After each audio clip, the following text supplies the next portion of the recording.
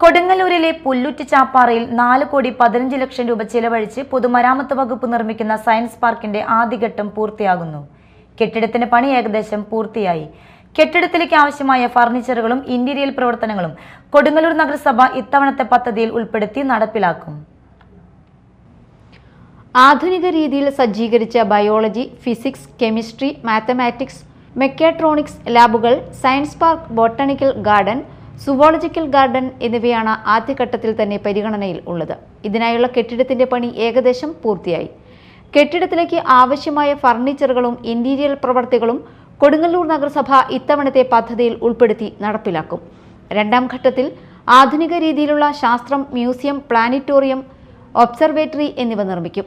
വിദ്യാർത്ഥികൾക്കും ശാസ്ത്ര അധ്യാപകർക്കും BEd, TTC വിദ്യാർത്ഥികൾക്കും കോളേജ് വിദ്യാർത്ഥികൾക്കും ഈ സ്ഥാപനം വളരെ മുതൽക്കൂട്ടാകും.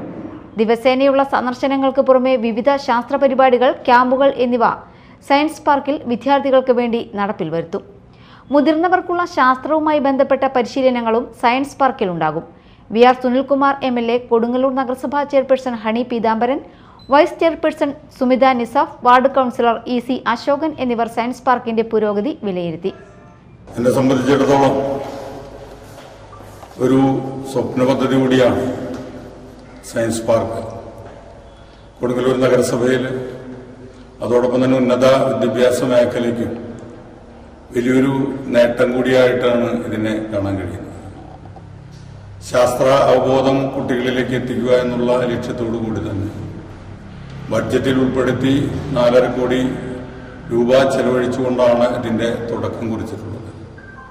ഇതിന്റെ ആദ്യത്തെ സ്പേസാണ് ഇവിടെ ഞങ്ങളെല്ലാവരും കാണുന്നത്.